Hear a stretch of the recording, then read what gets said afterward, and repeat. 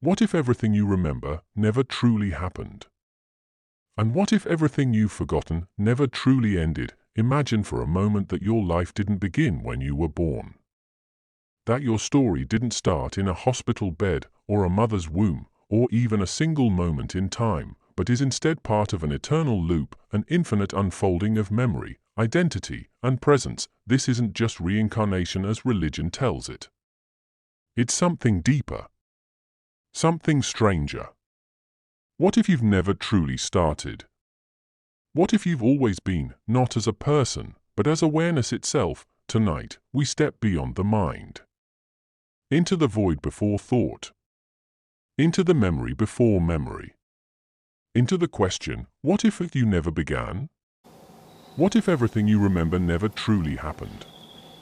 What if every memory you hold is just a ripple, not from your brain, but from something far older, far deeper, something timeless? Let us begin not with answers, but with unknowing. Not with facts, but with the shadow between thoughts. For in that shadow lies a truth so strange, so profound, that even your sense of self may begin to unravel. You were born. Or so you've been told. There is a date on a certificate, a name given, a body formed. But who were you the moment before? Not the moment before birth, but the moment before existence, if such a moment could even be said to exist. You see, the idea of a beginning is comforting. It places you on a timeline. A straight line from birth to now, with a future you can walk into. But what if that line loops? What if it never began and never ends? Reincarnation, in its popular form, is the belief that after death, the soul returns to live again in a new body. A cycle of lives, often tied to karma, growth, and cosmic justice. But that's just the surface. Beneath it is something older than religion. A question that has haunted sages, mystics, and even modern physicists: is time an illusion? And if it is, then who are you, really? When you close your eyes and try to remember your earliest memory, you might find fragments, a smell, a face, a feeling. But even those are not fixed. Memory is not a photograph. It is a rewriting, a story told and retold in the theater of mind. Neuroscience confirms this. Memories change each time you recall them. So if memory is unstable, what does that say about identity? If you are your memories, and your memories are clay, who is the sculptor? Now imagine this: you are not the one remembering, you are being remembered. Think of the ancient tales from cultures around the world. A child in India who remembers a life in another village, names they should not know, places they've never been. Western scientists investigate. Sometimes, the facts check out. The names were real. The village exists. The person they remember dying lived exactly as described. These stories are not rare. They emerge in every culture, in every era. But we dismiss them. We call them coincidences, tricks of the mind. Because the alternative is too strange. The alternative is that the mind is not yours. In Buddhist thought, the self is an illusion, a flowing river of sensations, thoughts, and experiences with no true center. In Hindu philosophy, Atman, the true self, is not the body or the mind, but the eternal consciousness that underlies all things. The Upanishads whisper, Tat Tvam Asi, you are that. Not the person. Not the story. But the eternal presence. Modern science is catching up in strange ways. Quantum physics tells us that particles behave differently when observed. That the act of observation creates reality. But who is observing? And from where? Let's return to memory. There are documented cases of people who, under hypnosis or deep meditation, recall lives they have no way of knowing. Names, places, even obscure dialects. Some of these memories match historical records. Others remain mysterious. Are these past lives?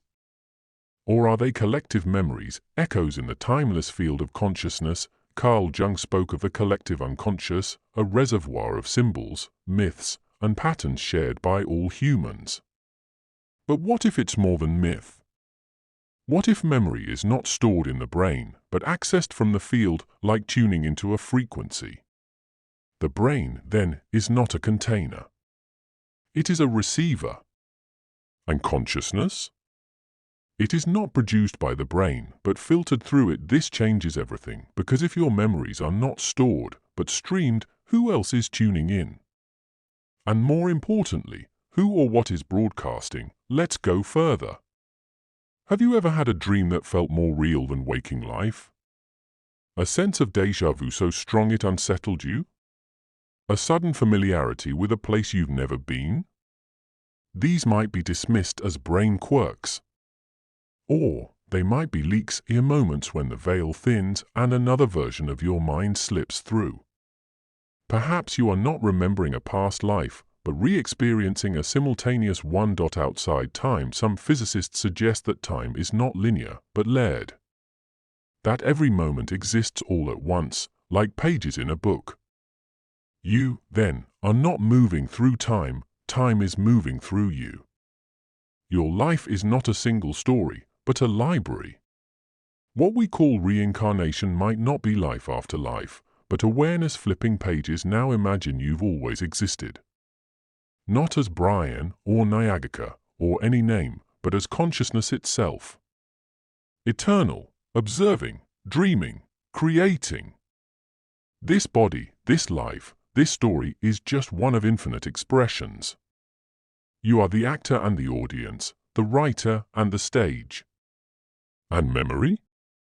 Memory is the bridge, but here's the twist: if you've always been, then you've never begun. This is the paradox of timelessness. We think in beginnings and endings because language demands it. Stories demand it. But awareness is not a story. It is the space in which stories arise. It does not begin, and it does not end. It simply is. This is why some mystics, after awakening, fall silent. Not out of mystery, but because the truth cannot be spoken, only known. Beyond the mind, beyond time, there is only presence. And it is not yours. It is you. So what does this mean for you? Sitting here, listening, wondering, it means you are not who you think you are.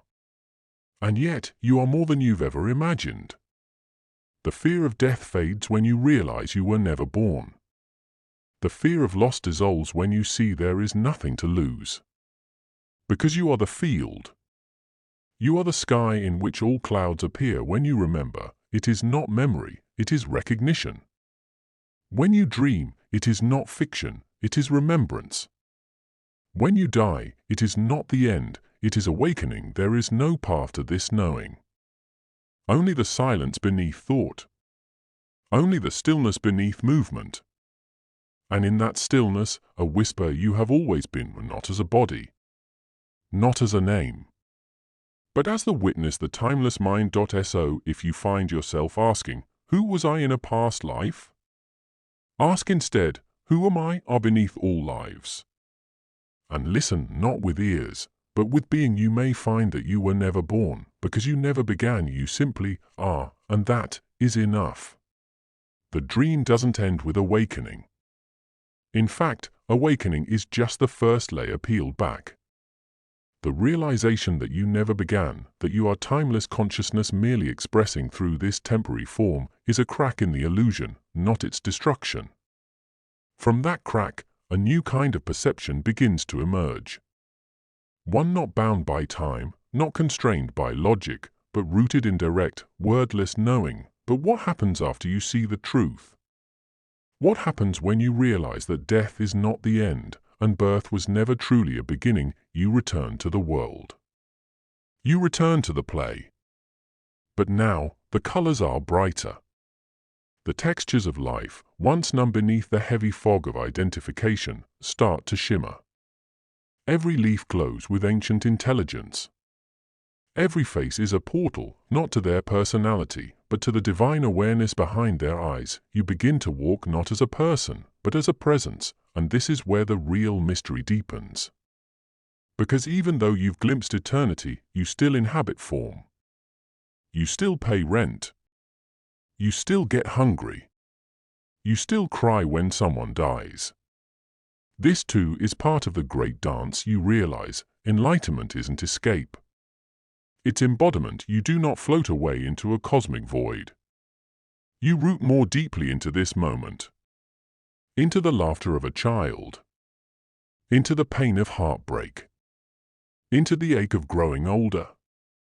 Every experience becomes sacred because now you are no longer resisting any of it. You see that the form is not separate from the formless. The finite is not opposed to the infinite. They are lovers, not enemies, and now you begin to ask different questions. Not, who was I in a past life? Not, what happens after death? But this, what does it mean to live as the timeless mind, here and now? The world offers answers, spiritual traditions, philosophies, rituals. But none of them are quite enough. Because the question isn't about knowledge. It's about being. And being can't be taught. It can only be remembered. So you return to silence. Again and again, not the silence of a quiet room. The silence inside, beneath the thoughts, beneath the roles, beneath even the idea of awakening. In that silence, you begin to feel the pulse of something deeper than time. Something ancient, yet immediate. It's not a voice. Not even a presence. It's a knowing without knower, and it teaches you in paradox. It shows you that love and death are not opposites, they are reflections. It shows you that suffering isn't punishment, it's forgetting. And healing? Healing is remembering, not remembering who you were in the 1800s. Not remembering ancient lifetimes in Egypt or Atlantis. But remembering that you are not this thought, not this emotion, not even this identity. You are the space in which all identities come and go. So what do you do with this remembrance? You live not as an enlightened master. Not as a guru. But as a human, deeply rooted in both worlds. The eternal and the ephemeral. The invisible and the manifest. You listen more. You judge less. You stop chasing.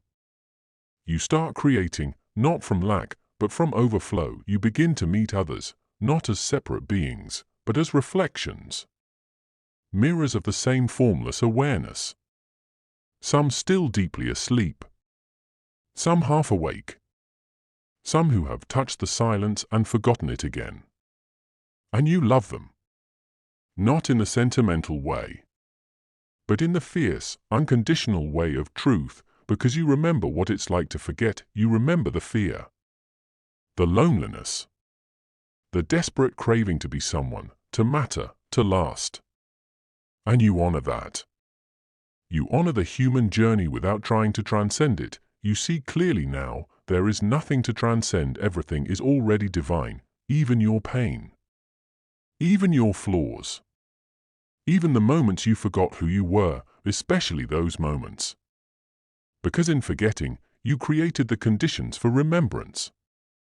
You made space for the great return, and that's what this life is, a return. Not to a past place, but to a presence that never left. A center that has no location, yet is always here, and the mystery continues because just when you think you understand it, it dissolves. Just when you name it, it vanishes. That's the nature of the timeless. It can't be held. It can only be danced with. So you dance with joy, with grief, with chaos, with stillness. You laugh more. You take things less seriously because you see the great cosmic joke that the seeker was the sort all along. That you were never missing. Only pretending. You see now that reincarnation isn't a ladder to climb. It's a story told in infinite variations. A dream within a dream. And memory? Memory is how the dreamer hints at the truth, not to inform you, but to awaken you, and once awake, you don't need the story. You don't need the memories. You carry them lightly, like old songs that once moved you, but no longer define you. You are not the song. You are the silence the song arises from. In that silence is you.so. Live boldly. Speak truth. Hold paradox. Embrace mystery, because you, Eternal One, are here. Now. Fully. Finally. And yet, you never began. You were always this. You will always be this.so. Let the dream unfold. Let the play continue. But never again forget. You are the timeless mind, and you are remembering.